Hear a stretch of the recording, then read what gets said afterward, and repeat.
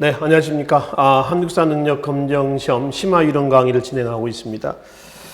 제가 지난 시간에 삼국, 고대 국가가 되겠죠. 고대 국가 성립 이후에 고구려, 백제, 신라, 그리고 고대 국가로 발전하지 못했습니다만은 고대 국가 못지않는 통치 체제를 정비했던 가야 부분까지 살펴봤었습니다.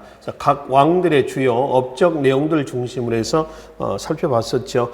자, 이 시간은 이어서 삼국의 발전 과정에서 일부 내용도 우리가 이제 앞부분에서 말씀을 드렸습니다만은 통치체제 정비 과정에서의 주요 어떤 업적에 대한 왕들을 좀 구분하고요.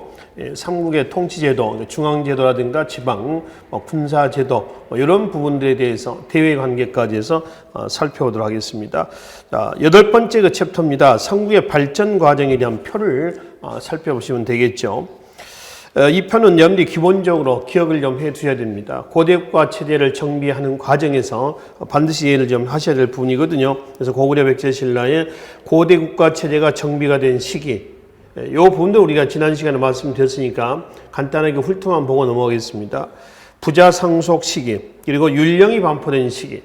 율령이 반포됐다라고 하는 건요, 고대국가의 완성을 의미하는 거죠. 그리고 전성기, 이 전성기는 대외 관계에서 보겠습니다만 한강 점령 시기를 얘기를 합니다. 그러니까 누가 한강을 점령했냐에 따라서 그 나라의 지위가 결정이 되는 부분이죠. 그리고 불교가 수용된 시기입니다. 불교 수용은 이제 고대 문화사 단원에서 따로 말씀드렸습니다만 불교 수용의 주체는 귀족도 아니고 민중도 아닙니다. 그렇죠? 누구냐? 국가죠. 왕입니다. 왕권 강화의 사상력 기반으로 삼자, 이런 취지였었어요. 그리고 국사, 역사서 편찬이 되겠습니다. 대체로 역사서 편찬 시기는 대외 팽창기라고 하는 것을 염두를 해두시면 되겠습니다. 그래서 일전에 우리가 앞 시간에 말씀드렸었던 삼국의 발전 과정에서의 주요 업적들을 고구려 백제 신라의 왕들과 견주어서 이렇게 정리를 좀 하시면 되겠습니다. 그래서 바로 밑에 9번째 챕터를 한번 보세요. 삼국의 통치제입니다.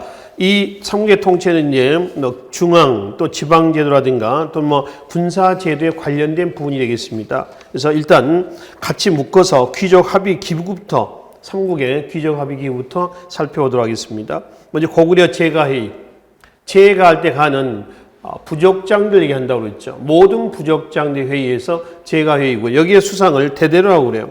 3년에 한 번씩 선출합니다.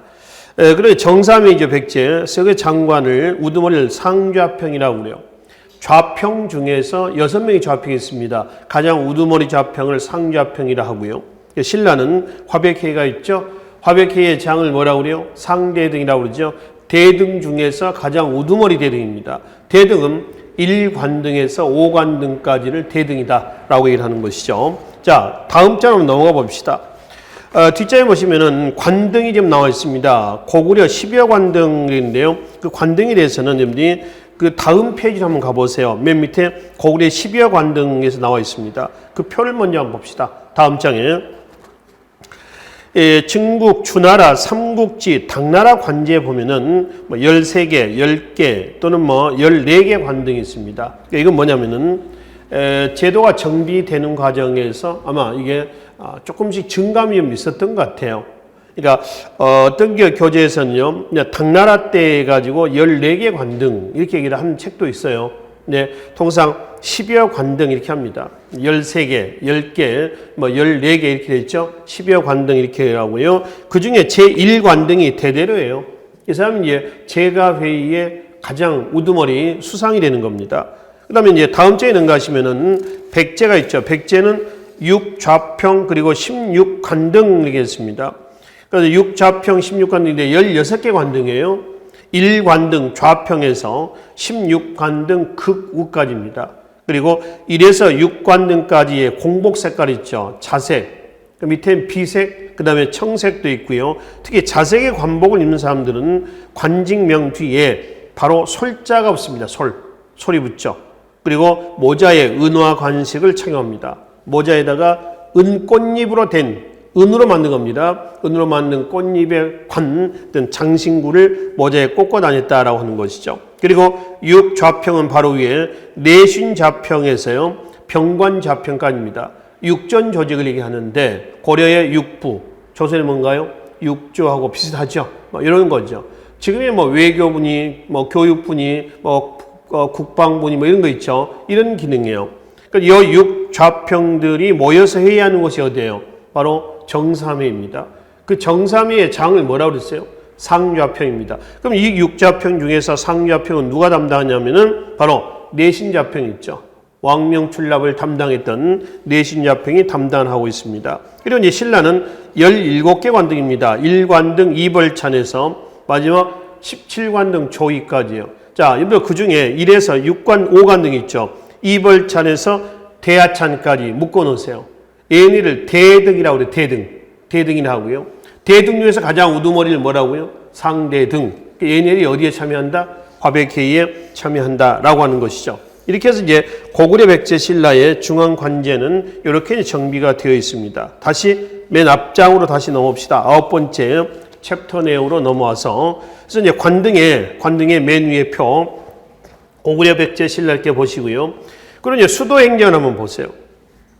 고구려 5부, 백제 5부, 신라 6부입니다. 자, 주의하실 것은 고구려 백제 신라 3국의 수도와 지방은 다 5구역으로 정비되었다. 이런 문장이 있어요. 기출문제에 이런 문장이 있거든요. X입니다. 신라의 중앙은 6부입니다. 그러니까 원래 있었던 토착 세력들입니다. 시족적인 6부 세력이 연합을 한 거죠. 그래서 6부는 신라에서는 수도는 6부, 고구려 백제 5부, 지방도 고구려 백제 신라는 5개의 구역으로 나눠져 있죠. 그래서 수도와 지방은 다 5개 구역으로 나눠진 건 아니고요. 신라 수도는 6개 구역으로 나눠져 있다. 이렇게 보시면 되겠습니다. 자, 특생경구 한번 봅시다. 이 특생경구가 뭐냐? 부도죠, 부도. 제2의 수도를 얘기합니다. 고구려 3경, 국내성, 평양성, 한성이죠. 백제는 22담로입니다. 이건 무령왕대 때였었죠. 여기는 지방관을 파견하는 게 아니라 누구를 파견해요?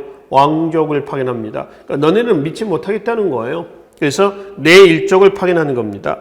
신라는 이소경, 중원경하고 동원경. 중원경은 충주입니다. 동원경은 강릉입니다. 이소경이라고요. 또는 삼소경이라고도 그래요. 삼소경은 그러면 아시촌소경, 뭐 중원소경, 북소경에서 삼소경이라고도 합니다. 그러니까 신라는 이소경이라고 해도 맞고요. 삼소경이라고 해도 맞습니다. 소경 할 때 소는 작은 소자입니다. 경은 서울경자입니다. 작은 서울, 부도의 개념으로 이해를 하시면 되겠죠. 특생경우이죠. 자, 지방제도를 보면은 고구려 백제 신라 5개 구역으로 되어 있습니다. 3국의 지방제도의 특징은 이렇습니다. 자, 하나는 5구역으로 정비됐다. 5구역.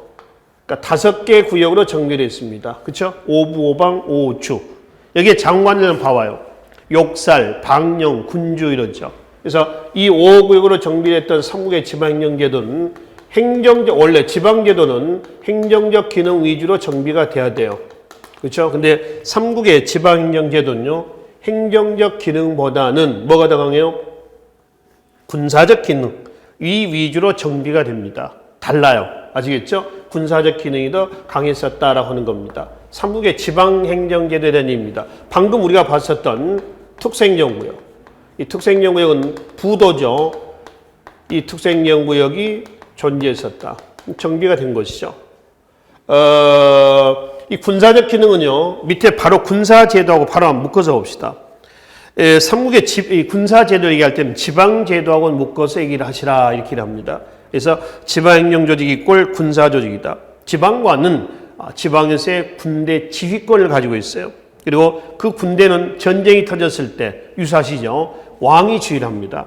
아무리 많은 군대가 남아있더라도요. 왕이 죽죠. 지는 게임이 되는 거죠. 왕이 선봉장이 됐다라고 하는 겁니다. 여튼 3국의 지방행정제도는 군사적 기능이 강함으로 인해서 군사제도와 같이 묶어서 정리를 하시라는 겁니다. 자, 그리고 이제 예하의 지방행정 조직 한번 봐봐요. 고구려 백제신라에서 고구려부터 한번 봅시다. 5부 예하에는 성이 있습니다. 예하는 촌이 있죠. 성 밑에 촌입니다. 이게 뭐냐면은 오늘날에 서울시, 종로구, 평창동 할 때 시, 구, 동, 또 시, 군, 구, 동 이런 식의 행정 개념이라고 보시면 돼요. 백제는 5방에 군 밑에 촌이 있습니다. 신라는 5주, 그 다음에 군현 촌이 있죠. 자, 여기서 여러분들이 구분을 좀 하셔야 될 부분이 하나 있어요. 어딜 나오시냐면은 일단 촌이라고 하는 행정구역이 있습니다. 촌이 있죠. 이 촌은 지방관이 파견되지 않는 곳이에요. 그러니까 행정구역상 촌 앞에까지는 지방관이 파견된 곳이고요. 촌부터는 지방관이 파견되지 않는 곳입니다. 촌의 자치 책임자를 뭐라고 하냐면은 촌주라고 그래요. 그러니까 촌주는 지방관이에요? 아니면 자치 책임자예요? 지방관이 아닙니다. 자치 책임자라고 하는 거죠. 중앙에서 파견하는 관리가 아니다라고 하는 겁니다. 아셨죠? 자, 통일신라 때 보면은 통일신라의 경제편에서 민정문서라고 하는 게 나옵니다. 고대 경제에서 가장 많이 출제가 되는 부분이기도 합니다. 나중에 경제편에서 말씀을 드리죠. 이 민정문서를 작성했던 사람이 누구냐면 촌주예요. 촌주. 그러니까 중앙에서 파견해서 관리해서 작성한 건 아니란 얘기입니다. 자치 책임자고요. 한편 신라 하례 때 가면 촌주는 반골품 세력으로 성장합니다. 그래서 골품제도에 반발해가지고 지방에 성장했던 장군 또는 성주라고 하는 지방호족이죠. 지방호족은 많이 들어보셨죠. 그래서 그 호족이 누구냐? 호족이신 분이 바로 이 촌주였었다라고 하는 것이죠. 구분하시고요. 그래서 이제 촌이라고 하는 행정구역에 대해서 말씀을 드렸습니다. 그래서 고대국가의 중앙, 지방, 그리고 이제 군사제도는 요 표 내용을 중심으로 해서 정리를 좀 하시면 되겠습니다. 자, 그 중에 신라의 중앙 관제에서 다음 장에 한번 넘어가 보시면은 신라의 관제에서 보면은 맨 밑에서 두 번째 내용 좀 봅시다. 그 중위제도라고 하는 게 있습니다. 중위. 자, 한번 볼까요? 한번 읽어볼게요. 삼국 통일을 전후한 시기에 육두품 이하의 신분층에게 부여한 일종의 특진 제도. 이걸 뭐라 하냐면 중위와 중위. 중첩됐다는 겁니다. 관등이 중첩됐다 해서 중위 제도라고 그래요. 자, 계속. 이는 육두품에게는 상한선인 육관등 아찬의 중위를 설정해 사중 아찬까지, 오두품에게는 식관등인 대남아의 경우 구중 남아까지, 제11관등인 남아의 경우 7중 남아까지 승진할 수 있도록 하였다. 그러나 신분 계급에 따라 제한된 관등의 상한선을 넘을 수 없었다 그랬습니다. 자, 다음 장에 가시면은 신라의 관등이 몇 개 관등이 있어요? 17관등이 있습니다. 그러니까 1관등에서 5관등, 6에서 9관등, 10, 11에서 12, 12에서 17관등 이렇게 되어 있거든요. 신라의 중앙 관제가 이렇게 되어 있어요. 여기서 1에서 5까지, 6에서 9까지, 10, 11 2개요. 나머지 6개입니다. 그러니까 5개, 4개, 그 다음에 2개, 그 다음에 6개가 되어 있죠. 6개. 총에서 몇 개 관등인가요? 17관등이에요. 여기서 관등 상한선 한번 봅시다, 우리가. 진골들 있죠. 이 진골들은 1관등, 2벌찬에서 17관등, 조2까지 다 올라갈 수 있어요. 육두품이 있죠. 육두품은 5관등 이상 못 갑니다. 6관등 아찬 이상은 못 올라가요. 여기까지는 올라갈 수가 있습니다. 그 다음에 오두품이 있죠. 오두품은 10관등 대남아까지 올라갈 수가 있습니다. 그렇죠? 그 다음에 사두품이 있죠. 사두품은 12관등 대사까지만 올라갈 수 있어요. 그러니까 관등 승진 상한선이 있다는 겁니다. 그럼 예를 들어서 7관등이 뭐예요? 그 표를 보면은 7관등이 1길차입니다. 1길차에서 이제 어디로 올라갑니까? 바로 7관등에서 승진하면은 예를 들어서 6관등으로 올라가겠죠. 그러니까 요즘 얘기하면 7급 공무원에서 6급 공무원으로 승진하는 겁니다. 6급 공무원 이상 올라갈 수 있어 없어? 육두품은 못 올라가는 거죠. 불만이 많죠. 그래서 얘네들의 불만을 좀 누그러뜨리기 위해서 6관등에는 사중 아찬이다 해가지고요. 몇 개요? 4개의 아찬. 그러니까 이렇게 나눴습니다. 그래서 예를 들어서 1, 2, 3, 4 이렇게 나누는 거죠. 그러니까 옛날 같으면은 7급 공무원 육두품 A씨가 승진해서 6급 공무원을 승진하고 나서 그것은 이제 끝나는 거예요. 근데 이 사람은 나는 능력이 있는데 더 이상 못 올라간단 말이에요. 불만이 좀 많겠죠. 그래서 6급에는 4개의 등급을 또 세워놓습니다. 그러니까 지금은 이제 중위제도가 시시가 돼가지고 어떻게 나오냐면은 육두품 A라는 사람이 7급 공무원이었을 때 6관등으로 6급으로 올라가서 6급 공무원 1호봉, 2호봉, 3호봉, 4호봉 이렇게 해서 승진하라는 겁니다. 이렇게. 이걸 뭐라면 중위제도라고 그래요.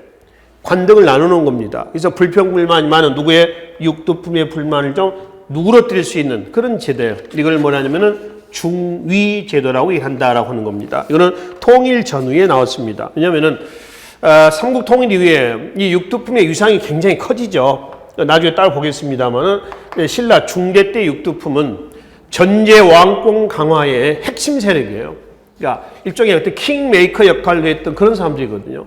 그래서 이 육두품의 역할이 강화가 되면서 근데 상대적으로 관직 승진에 상한선이 딱 걸려 있습니다. 이 이상 못 올라간다라고 하는 거죠. 거기에 따른 불만을 해소하기 위한 일종의 대책이 뭐다? 중위제도다라고 하는 겁니다. 자, 또 하나 신라의 관제에서 용어 하나 더 봅시다. 바로 위에 한번 봅시다. 경위제하고요. 그 중위제 바로 위에 경위제하고 뭐가 있어요? 외위제가 있습니다. 경위와 외위는 또 뭐냐? 자, 경위, 그 다음에 외위 이렇습니다. 요즘 얘기로 한다면은 경위는 국가직 공무원이에요. 외위는 지방직 공무원입니다. 우리가 그 중앙관직에 있는 사람을 경직, 또 경관 그러죠. 지방관을 뭐라고 그래요? 외직, 외관 이렇게 일합니다. 그래서 경위는 요즘에 국가직 공무원이고요. 외위는 지방직 공무원이다. 아시겠죠? 근데 이제 경위제, 외위제가 구분이 되어 있는데 통일 이후에 이게 없어집니다. 왜 없어지냐는 바로 봅시다. 외위제는 7세기 중엽 통일 이후에 와서 촌주층에게 경위직을 개방함으로써 소멸되었다. 이 촌주 있죠. 촌주가 지방관이 아니라고 했습니다. 자치 책임자입니다. 그러니까 얘네들이 어디 올라올 수 있었냐. 국가직 공무원이 될 수 있는 그런 시스템이 마련되면서 이게 어떻게 했다? 없어졌다. 이렇게 얘기를 하는 거죠. 용어만 보십시오. 그래서 경위, 외위, 또는 중위, 뭘 얘기를 하느냐 이런 것을 얘기를 한다라고 하는 겁니다. 자, 그래서 삼국 고대국가 성립 이후에 통치체제, 그러니까 중앙, 지방, 군사제도는 여기까지 설명을 좀 드리도록 하겠습니다. 자, 그리고 삼국의 대외관계 11번째 챕터로 바로 넘어가도록 하겠습니다. 삼국의 대관계는 한마디로 이렇게 얘기를 하시면 됩니다. 정의를 내리면 상호 협적, 동맹, 과, 경쟁, 그리고 이제 싸움, 의 연속이다. 이게 삼국의 대외 관계라고 얘기를 하시면 됩니다. 그러니까 어제는 동지입니다. 오늘은 적입니다. 내일은 또 동지가 돼요. 계속 반복이 되는 거죠. 이게 삼국 관계입니다. 근데 단 예외가 있습니다. 백제하고요, 일본 있죠. 백제, 일본 내내 친선 관계예요. 왜 그랬을까요? 일본 국가 건설에 백제인들이 정치 문화적으로 여러 면에서 일조를 하거든요. 그래서 백제하고 일본은 백제가 멸망할 때까지 내내 친선관계다. 그래서 두 나라의 이런 관계를 보여주는 대표적인 증거 자료가 하나 있어요. 뭐냐면은 칠지도입니다. 가지가 7개 달린 칼이다 해서 뭐라고 그래요? 칠지도. 이건 일본의 이소노카미 신궁에 지금 보관이 되어 있고요. 우리나라에는 없습니다. 기록도 없고 일본이 갖고 있고요. 일본에 현재 현존하고 있는 거예요. 그래서 이 칠지도에는 뒤에서 다시 보겠습니다만 백제의 근초광대 때 그의 아들 근구수왕이 태자 시절에 만들어서 일본에 전달한 걸로 얘기를 하죠. 일제시대 때 일본이 이거를 거꾸로 일본이 지네들한테 진상했다. 하사가 아니라 진상하였다. 이렇게 얘기를 한단 말이에요. 그러니까 당시 일본의 사정에서 4세기 때 백제가 일본에 무릎을 꿇고 진상할 수 있는, 해야 하는 그런 상황은 아니었다라고 하는 겁니다. 이거는 일제시대 때 일본의 얘기고요. 하여튼 이런 관계 속에서 이 두 나라의 관계는 내내 친선관계였다라고 얘기합니다. 자, 그러면 삼국, 그러면 우리가 몇 세기부터 삼국이라는 얘기가 나와요? 4세기부터 삼국이라는 얘기가 나옵니다. 그렇죠? 왜 그렇죠? 고대국가 성립 시기를 한번 보세요. 제일 먼저 어디예요? 고구려 2세기 태조왕입니다. 1세기 후반 2세기죠. 백제 3세기 고이왕이죠. 신라 4세기 내무왕입니다. 그러니까 신라가 가장 늦게 고대국가 대열에 들어왔단 말이에요. 그래서 신라가 고대국가에 들어오면서 4세기 내무왕 때 비로소 고구려, 백제, 신라, 삼국이라고 하는 용어가 만들어지는 거예요. 아시겠죠? 그러니까 4세기의 대관계부터 우리가 이제 살펴보시면 됩니다. 그래서 고구려, 그 다음에 백제, 그 다음에 신라. 중국의 4세기는 남북조 시대예요. 그래서 북조에 전진, 남조에는 어디죠? 동진이 있습니다. 그럼 4세기 때는 누가 한강을 차지하고 있었나요? 백제죠. 근초광입니다. 그러니까 4세기 때의 삼광야의 주도권은 백제가 차지하고 있었고요. 그 다음에 바다 건너 일본이죠. 일본이 있습니다. 자, 이 관계에서 이 나라들의 관계, 대외 관계를 좀 한번 그려볼게요. 이렇게 되겠습니다. 친선 관계입니다. 지금 연결이 되지 않는 부분은 어디냐 하면 적대 관계라고 보시면 됩니다. 아시겠죠? 이건 연결이 된 부분이 친선 관계예요. 그리고 참고로 나중에 불교 관계에서 따로 말씀을 드리겠습니다만은 이 4세기 때 대관계는요, 불교 있죠. 불교 전래 시기하고 거의 일치가 됩니다. 불교 전래 시기하고. 왜냐면은 봐봐요. 전진에서 4세기 소수임왕대 때 순도라는 사람이 고구려로 불교를 전달합니다. 그 다음에 고구려에서 신라로 불교합니다. 5세기 중엽 눌지왕대 때 들어왔다가 공인은 6세기 법흥왕대 때 공인이 되죠. 신라에서는. 그래서 이렇게 친선관계였을 때 불교가 들어와요. 자, 한편 동진에서 백제로 4세기 침류왕대 때 마라난타에서 들어와요. 다시 6세기 백제 성왕대 노리사치계라는 사람에서 일본으로 건너갑니다. 그러니까 이렇게 친선관계였을 때 불교가 전래가 된다. 그러니까 4세기 국제정세하고 일치가 된다라고 하는 겁니다. 한편 고구려는 이때는 누구 때였느냐라고 하는 겁니다. 4세기 광개토왕대 때를 중심으로 해서 보시면 돼요. 신라는 마지막 고대국가가 성립됐던 시기니까 이때가 내무왕대 때가 되겠습니다. 4세기 내무왕대 때죠. 한편 두 나라의 친선관계를 보여주는 유물이 하나 있었죠. 바로 그게 뭐였냐면 우리가 지난 시간에 얘기했었던 뭐죠? 호구. 이 호구가 나와서 이 무덤을 호구총이라고 그랬고요. 두 나라의 관계를 보여준다라고 하는 겁니다. 이 외가 자꾸 신라를 침략하니까 내무랑이 고구려 광개토왕에게 군대 요청을 했죠. 그래서 보병, 기병 5만 명을 보내서 왜구를 격퇴한 사실이 있었어요. 이때 고구려 군대가 신라, 경주, 금성에 지둔했다는 증거 유물이 호구였단 말이에요. 광복 이후에 최초로 발굴된 무덤입니다. 1946년에 발굴된 무덤이었어요. 자, 그 다음에 백제하고 일본과의 두 나라의 친선관계를 보여준 것은 방금 얘기했죠. 뭐예요? 칠지도였어요. 칠지도를 통해서 양국과의 관계를 확인해 본다라고 하는 겁니다. 이때가 4세기 때 관계입니다. 자, 이 4세기 때 관계에 삼국 항쟁 관계를 지도에서 한번 그려보면 이렇습니다. 자, 이가 한강이라고 이제 그려보겠습니다. 한강이라고 이제 대충 보고요. 영토를 한번 그려보죠. 이렇게 되어 있습니다. 그렇죠? 아시겠어요? 여기가 어디죠? 고구려입니다. 백제입니다. 여기는 신라입니다. 여기는 어딜까요? 가야입니다. 가야. 가야는 육가야, 근데 그 중에 전기가야는 금관가야고요. 후기가야는 대가야라고 그랬죠. 그럼 여기는 어디가 있어요? 전기가야죠. 금관가야가 되겠습니다. 그래서 김해를 중심으로 하고 있고요. 수도를 한번 그려볼까요? 신라 수도는 신라 삼국 통일 이후까지 계속 변함이 없어요. 어디예요?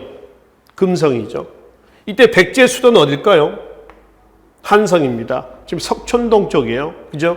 서울의 송파. 그 다음에 고구려 수도는요. 고구려는 주몽이 졸본에서 고구려 건국했다가 이대왕, 유리왕대 때에 어디로? 국내성, 통구로 수도를 옮겼습니다. 지금 고구려는 통구입니다. 통구.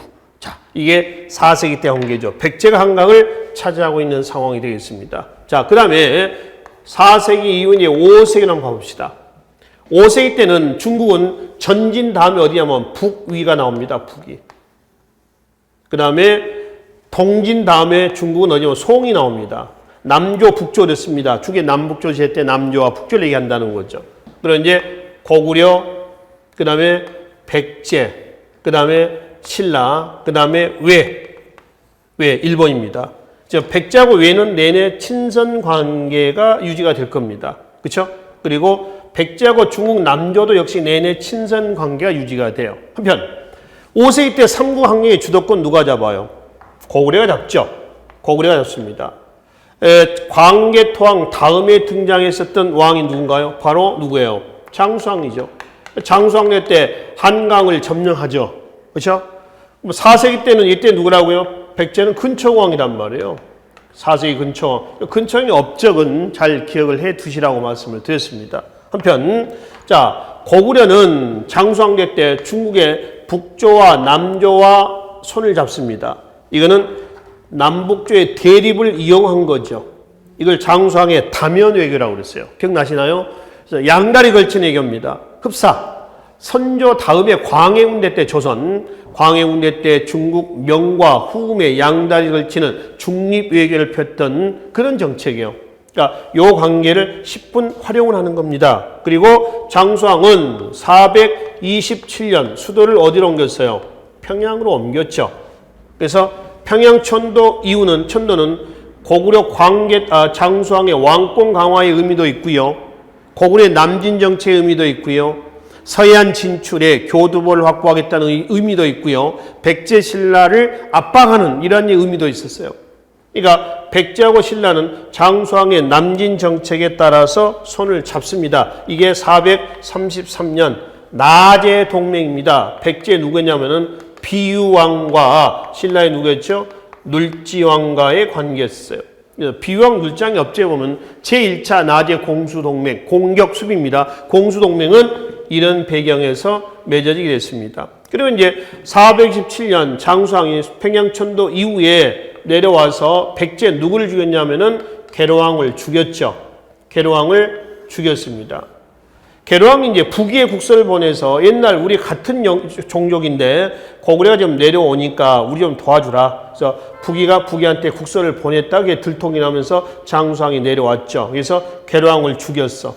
한강을 차지했죠. 그리고 백제 수도를 격파했습니다. 그러니까 백제는 이제 계로왕이 피살이 되고 다음에 누구 나왔어요? 문주왕이 나왔죠. 바로 문주왕 때의 수도를 어디로? 웅진으로 천도를 합니다. 공주죠. 공주. 어디에서? 한석에서 웅진 천도가 있었어요. 자, 그리고 이제 장수왕 때 한강 상류까지 계속 밀고 내려옵니다.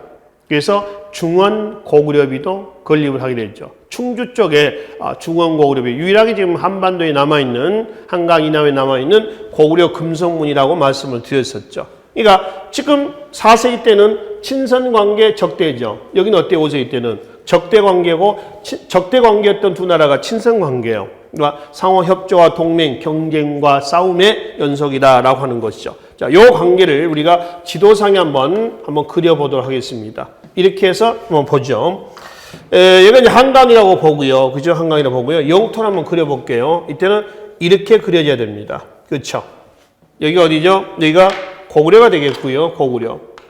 이때 수도는 어디에 이제? 평양이 돼야죠. 그렇죠? 여기에서 평양을 옮깁니다. 국내성에서. 신라는 계속 어디라고 했어요? 금성.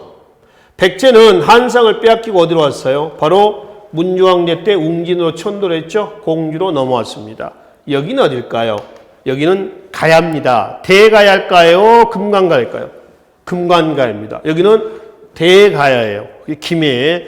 고구려 광개통이 낙동강으로 내려오면서 금관가의 세력이 유축이 되죠. 그리고 금관가의 세력이 유축이 되면서 가야의 중심 세력은 고령, 지금의 경상북도 고령입니다. 바로 대가야로 넘어가게 되는 것이죠. 이건 대가야가 돼야 돼요. 아시겠죠? 이런 이제 어떤 경계선이 나오게 되어 있습니다. 그리고 한강 상류에다가 장수왕이 내려와서 세웠다는 금성문, 이게 뭐예요? 중원 고구려 비라고 얘기를 하시면 되겠습니다. 그래서 5세기 때 삼국항쟁의 주도권 누가? 고구려가 잡았습니다. 장수왕대 때를 전후로 해서 보시면 되겠죠. 자, 6세기로 한번 가겠습니다. 6세기 때는 중국이 분열된 남북조가 수나라에 의해서 통합이 됐어요. 수나라가 양견이라는 사람에서 581년에 건국이 돼요. 그리고 마지막 남북조시의 남조의 진나라를 통합한 것이 589년에 완전히 통합을 했습니다. 수나라가 건국이 됐을 때 북쪽에는 돌골이 있었어요. 돌골. 북방 유목민입니다. 북방 유목민과 중국의 한족하고는 늘 이런 관계입니다. 자, 그러면 우리나라는 어떤 상황이냐? 6세기 때요. 6세기 말 요 부분이 되겠죠. 삼국 아직 있죠. 고구려, 백제, 그 다음 어디죠? 신라 이랬습니다. 6세기 때 삼국항쟁의 주도권 누가 잡아요? 신라가 잡죠. 시기는 누구 때로 보시면 진흥왕대 때 한강을 점령을 하죠. 그래서 진흥왕대 때를 전후로 해서 보시면 됩니다. 자, 그러면 6세기 때 대관계를 한번 그려보자고요. 고구려하고 백제는 어떤 관계냐? 백제하고 신라가 진흥왕이 백제의 6세기 때 성왕의 업적에서 봤었죠. 성왕을 죽이죠. 칩니다. 이 성왕을 죽인 것이 554년이에요. 이게 관산성 전투란 말이에요. 그러니까 433년에서 554년까지 약 120년에 걸친 나제 동맹은 어떻게 돼요? 결렬이 됩니다. 결렬했죠. 그리고 이제 성왕 다음에 이제 백제는 이제 쇠락기로 넘어가게 되는 것이죠. 그럼 이제 고구려와 백제는 어떤 관계냐? 이 두 나라는 친선 관계죠. 여제 동맹입니다. 왜냐하면 신라가 팽창을 하면서 고구려 백제가 연맹을 하게 되는 것이죠. 그리고 이제 고구려하고 돌고는 또 어떤 관계냐면 이렇게 친선 관계입니다. 이거는 고구려 입장에서 보면 시수나라를 뭐 하겠다? 견제하겠다. 수견제이란에서 이 관계를 또 10분 활용을 하는 거죠. 자, 바다 건너는 어디가 있어요? 외가 있죠. 외와 일본은 백제는 어떤 관계였죠? 내내 또 친선 관계였습니다. 그리고 이제 신라가 진흥왕 때 한강 상류를 하류까지 점령을 하면서 중국 누구하고 손을 잡아요? 통일세력하고 손을 잡습니다. 그러니까 이게 여수 동맹이란 말이에요. 그래서 수나라가 팽창하면서 여제 동맹이 맺어집니다. 이때는 대립 관계에서 뭐가 되는 거예요? 친선 관계가 되는 거죠. 그렇죠? 자, 그리고 고구려하고 신라가 어떤 관계였어요? 대립 관계죠. 대립 관계에서 어떤 관계로? 이제 여기는 그대로 대립 관계고요. 이 관계죠. 그러니까 고구려 백제 신라 관계를 보시면 되겠습니다. 자, 저기에 대립 관계에서 친선 관계에서 뭘로 돼요? 대립 관계 이렇게 했단 말이에요. 그러니까 협조 동맹, 경쟁의 싸움의 연속이다라고 하는 겁니다. 그러면 고구려의 대관계를 6세기 때 한번 보자고요. 수나라가 남북조를 통합했습니다. 그리고 이제 대외 팽창을 하죠. 그러니까 대외 팽창을 하자 고구려가 수나라의 침략을 대비해 가지고 먼저 요소 지방을 선제 공격을 합니다. 요소 요하의 서쪽이라고 우리가 지명해서 말씀드렸습니다. 그래서 수나라 문제 양제 때 고구려에 대한 총 몇 차? 4차 침입을 하게 되는 거죠. 그 4번에 걸친 침략 중에서 여러분들은 몇 차만 보면 되냐면은 2차만 보시면 됩니다. 2차. 612년. 이게 을지문덕. 뭐가 나오죠? 바로 살수대첩이에요. 4번 다 이겼어요. 그 중에 2차만 기억을 좀 해 두시라는 얘기입니다. 자, 이거는 여러분들, 여수전쟁이 있습니다. 그 여수전쟁의 원인, 경과, 결과 해가지고 나와 있고요. 맨 밑에 지도가 좀 나와 있으니까 같이 좀 내용을 정리를 하시면 되겠습니다. 아시겠죠? 자, 그리고 이제 수나라로 한번 갑시다. 그리고 수나라는 4번에 걸친 전쟁에서 패배했어요. 그리고 수나라는 멸망을 합니다. 단명하죠. 대고구려 있죠? 대고구려하고의 전쟁에서 어떻게 했다? 4번에 걸친 전쟁에서 패배했었고, 그 다음에 무리한 토목공사가 있습니다.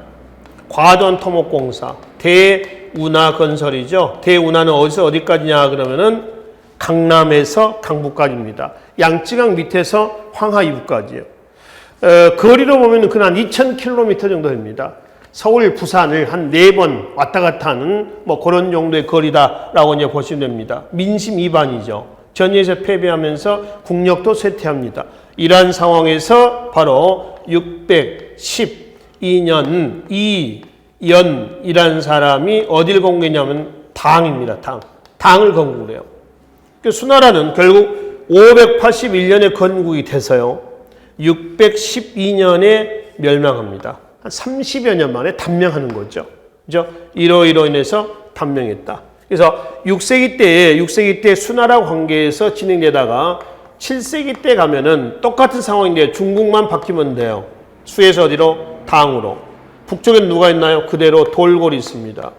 역시 돌골과 당은 또 어떤 관계냐면은 상호 대립된 관계예요. 이런 관계입니다. 아시죠?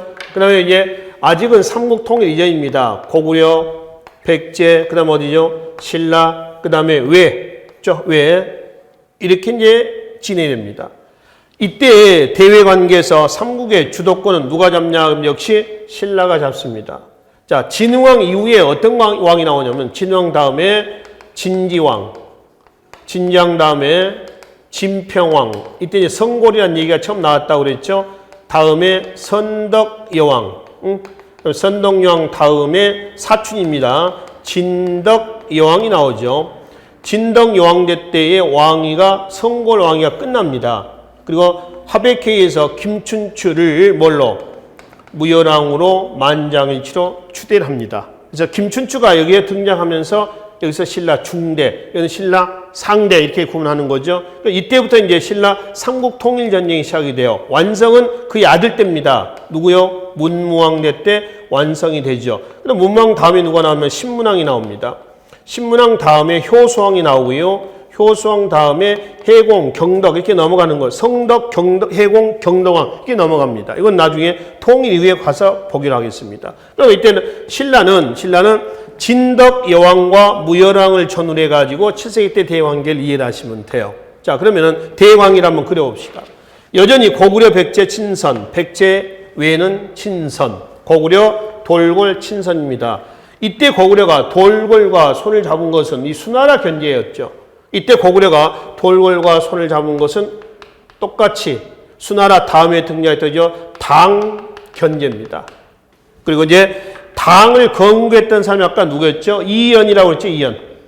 자, 이 이연이 누구냐면 당을 건국했던 고조입니다. 이때는 고구려하고 어떤 관계냐면은 친선 관계였어요. 처음부터 적대 관계는 아니었고요. 친선 관계였습니다. 근데 당 고조 다음에 등장했던 당나라 태종대 때는 태종의 대팽창으로 인해서 고구려하고 대립 관계됩니다. 이 당 태종은 누구냐면은 이세민입니다. 이세민. 안시성 전투에서 그 양만춘에게 화살을 맞고 애꾸가 됐다는 그 이세민이에요. 근데 우리 그 한국사에서의 당 태종은 뭐 그닥 반갑지 않는 인물입니다만은 중국사에서의 당 태종은요 굉장한 성군이에요. 우리나라의 조선시대 성종이라든가 세종이라든가 고려시대 때 성종이라든가 이런 정도의 사람이라고 보시면 됩니다. 그래서 그 나라 입장에서는 성군이만은 우리 한국사 입장에서는 별로 탐탁지 않는 인물로 보시면 되겠습니다. 하여튼 당 태종이 대팽창하니까 고구려에서는 당 태종의 침략을 막기 위해서 천리장성을 쌓습니다. 그래서 천리장성은 어디서 어디까지냐라고 하면은 부여성에서 비사성까지입니다. 자, 지금 7세기죠. 6세기 때의 지도를 한번 그려봅시다. 빠졌네요. 이건 이제 5세기죠. 6세기 때 지도 한번 그려가지고 천리장성 한번 보죠. 한강입니다. 영토 한번 그려보면 이렇게 되어 있죠. 자, 여기가 이제 어딘가요? 여기 위가 고구려가 되겠죠. 여기는 어디죠? 신라죠. 여기는 백제입니다. 수도를 한번 그려봐, 수도. 고구려는 이제 계속 평양이죠. 신라 변함없습니다. 금성이죠. 백제만 바뀌죠. 누구 때? 이 성왕대 때 수도를 웅진에서, 문주왕대 때 웅진으로 천도했죠. 웅진에서 어디로? 사비로 천도합니다. 사비. 부여죠. 그리고 6세기 때 지도에다가 가야를 그려놓으면 잘못된 지도가 돼버려요. 왜냐면은, 금관가야가 532년에 법흥왕대 때 병합이 돼요. 법흥왕 다음에 누가 나오죠? 이 진흥왕이 나오죠? 진흥왕 됐습니다. 이 진흥왕대 때 562년에 대가야가 신라의 병합이 돼요. 그러니까 진흥왕대 때 이후에는 대가야, 가야라는 나라는 없어져야 돼요. 따라서 진흥왕대 때 삼국 한경의 주도권을 잡고 한강을 점령했던 시기상에서 본다면 가야의 영토를 그려놓으면 안 된다라고 하는 겁니다. 한편 진흥왕대 한강 상류를 점령하고 세웠었다는 뭐가 있죠? 단양적성비. 한강 하류를 점령하고 세웠다는 북한산 순수비. 함경도까지 진출했다는 증거로서 마울령비, 황초령비, 그 다음에 대가야를 정벌했다라고 하는 창령비 이렇죠. 그 중에 순수비가 있었죠. 4개의 순수비에서 마울령, 황초령, 그 다음에 북한산, 창령비. 그 중에 황초령비하고요. 그 다음에 북한산 순수비는 19세기 누구죠? 추사 김정희에서 진흥왕 순수비로 고증이 된 금성군이었습니다. 자, 일단 이 지도에서 이렇게 보고요.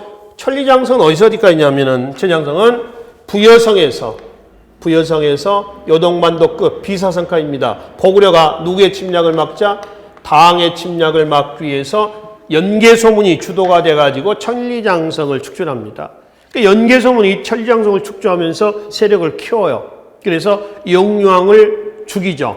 쿠데타를 일으킵니다. 그의 이제 동생이었던 마지막 보장왕을 옹립을 시켜 놓게 되는 거죠. 보장왕대 신라 삼국 통일 과정에서 고구려가 멸망을 하게 됩니다. 그래서 천리장성을 축조했습니다. 우리 한국사에서 천리장성 2개가 나와요. 이거 하고요. 하나는 뭐냐 하면은 바로 고려시대 때 거란의 3차 침략 이후에 압록강 하구에서 동해안의 도련포까지 11세기 중엽에 쌓았다는 고려장성 또는 천리장성이 나옵니다. 이꼴 천리장성이라고 해도 관계없습니다.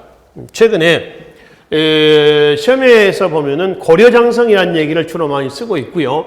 그렇다고 해서 딱 용어가 바뀐 건 아닙니다. 같이 혼용하고 있다라고 하는 거죠. 이거는 국가직, 지방직 공무원 시험에서도 마찬가지입니다. 한국사 능력 검정 시험에도 마찬가지니까요. 천리장성으로 또는 고려장성으로 같이 이해를 하시면 되겠습니다. 그래서 이 천리장성은 고구려가 당의 침략을 막자는 거고 11세기 중엽 고려시대 때 고려장성, 천리장성은 거란과 여진의 침략을 막기 위한 고려장성, 천리장성 이렇게 보시면 돼요.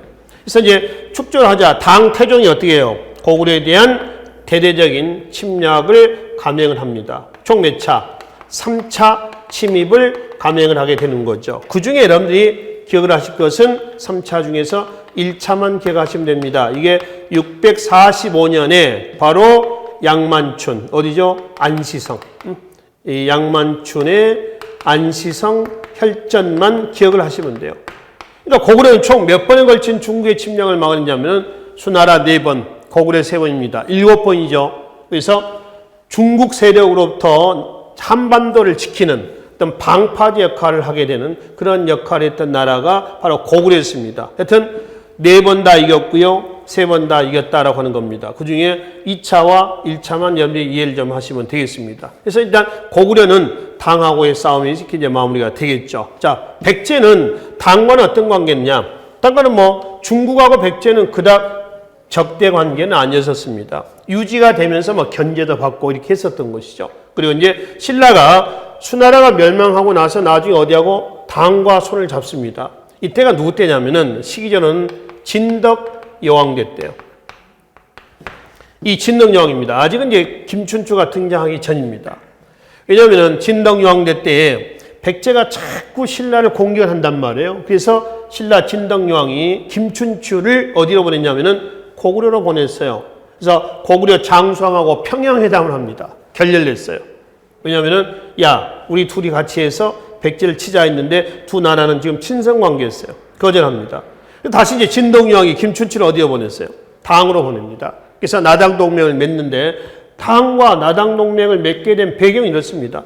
자, 신라에서 이제 당의 사신이 갔단 말이에요. 가서는 당에게 우리 같이 연합해서 고구려와 백제를 치고 고구려 땅은 네가 먹고 백제 땅은 우리가 먹고 밀약을 체결하는 거죠. 당이 흔쾌히 승낙합니다. 왜냐하면 당은 고구려하고 3번 싸워가지고 3번 다 깨졌단 말이에요. 그러니까 고구려에 대한 보복의 칼을 갈고 있었는데 때마침 신라가 이런 제안을 하는 겁니다. 그래서 연합을 하죠. 그래서 나당 동맹이 맺어져요. 그래서 1차 백제 660년 사비상 함락입니다. 그 다음에 고구려 평양성 함락이죠. 668년. 그래서 삼국통일 전쟁이 이렇게 시작이 돼서 이제 마무리가 돼 나가는 과정입니다. 근데 660년에 사비성이 함락된 이후에 백제가 완전히 여기서 끝났느냐? 그렇지는 않습니다. 백제 부운동이 전개가 된단 말이에요. 그렇죠? 자, 그 부운동 교재 잠깐 좀 보겠습니다. 다음 장에 보시면은 백제 삼국통일 과정에서요 부운동에 대한 내용이 있습니다. 밑에 교재 한번 봅시다. 12번째 자료에 신라의 삼국통일 부분에 보시면은 연도 648년, 660년 부분이 있죠. 그리고 660년 부분에 백제 부운동이에요. 두 번째 단락입니다. 찾았죠? 복신, 도침, 풍. 얘네들이 풍은 이제 부여풍입니다. 왕자예요. 한산, 주류성에서, 그 다음에 흑치상제는 임존성에서 백제 부운동을 전개했습니다. 이때 일본 있죠. 외가 백제를 또 지원하기도 하죠. 663년에 백강이 금강 입구입니다. 여기까지 들어옵니다. 상륙을 하지 못했어요. 그래서 쫓겨나갔죠. 그 다음에 밑에 고구려 한번 봐봐요. 고구려 부운동 바로 밑에 보시면은 안승 건모잠이 한성에서 또 고현무가 오골산성에서 고구려 부운동이 전개가 됐습니다. 그러니까 백제 사비성이 함락된 이후에 완전히 백제가 끝났다라고 하는 것도 아니고요. 여기 마찬가지입니다. 여기도 고구려도 668년에 평양성이 함락되면서 완전히 끝난 건 아니었죠. 부운동이 전개가 됐습니다만 결론은 둘 다 잘 안 됐다라고 하는 겁니다. 아시겠죠? 그래서 이제 신라 진덕령 다음에 누구죠? 무열왕대 때에 나당동맹군에 의해서 백제와 그 다음에 고구려를 치는데 무열왕이 몇 년에 죽냐면은 백제를 치고 661년에 사망을 합니다. 그리고 무열왕 다음에 누가 나온단 말이에요? 바로 문무왕이 나오죠. 문무왕대 때에 고구려를 치고요. 그리고 고구려 부운동도 진압을 하고요. 그리고 바로 문무왕대 때에 나당 전쟁을 거치고 나당 전쟁에서 신라가 승리하면서 문무왕 16년 676년에 비로소 삼국 통일이 달성이 되게 되는 겁니다. 그러니까 고구려를 쳤다고 해서 완전히 삼국 통일이 완성이 됐다라고 하는 건 아니란 말이에요. 나당 전쟁을 거친 다음에 삼국 통일이 완성이 됐습니다. 그러면 두 나라의 친선 관계가 왜 깨지게 됐느냐라고 하는 겁니다. 당이 고구려하고 백제를 친 이후에 한반도 전체를 지배하려고 합니다.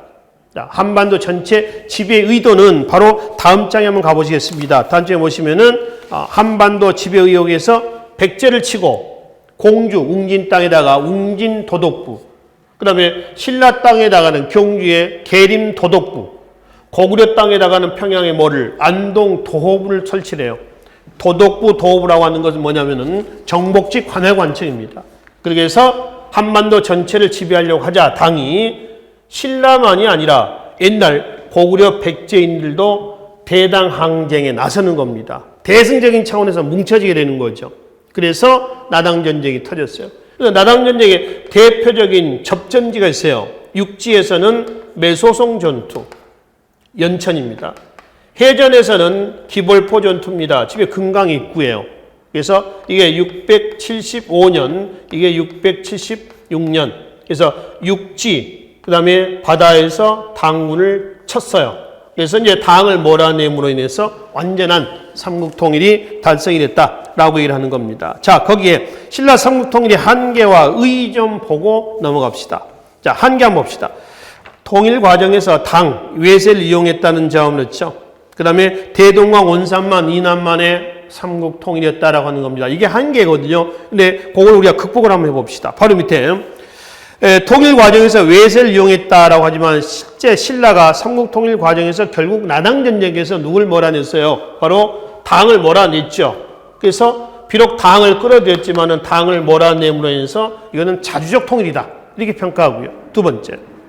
신라 삼국 통일로 인해서 대동강 원산만 이남만의 통일이 이루어졌습니다. 대동강은 어디예요? 평양입니다. 원산 쪽이죠. 그러니까 옛날 고구려 땅은 신라가 삼국 통일하는 과정에서 흡수하지 못했다라고 하는 거죠. 이게 한계예요. 근데 이것도 극복할 수가 있습니다. 어떻게? 고구려 땅에서는 고구려 유민을 중심으로 해가지고 나중에 698년에 어디가 공퇴죠? 발해가 공퇴입니다. 그러니까 발해는 고구려의 후계자가 되는 거죠. 그래서 신라 삼국 통일은 완전한 통일이 아니라 불완전한 통일이다. 그래서 실학자 유득공은 18세기 때 그에 져서 발해고난 저서에서 요 시대를 뭐라고 했어요? 통일신라 발해 이렇게 얘기하지 않고 남북국 시대다 이렇게 얘기를 합니다. 그래서 발해사를 한국사로 이제 편입시키는 근거로 삼고 있었던 거죠. 이게 삼국 통일의 한계와 그거를 극복할 수 있는 의의가 되겠습니다. 자, 결론 바로 밑에 한번 봅시다. 고구려와 백제 문화의 전통을 수용하고 신라 삼국 통일의 결론입니다.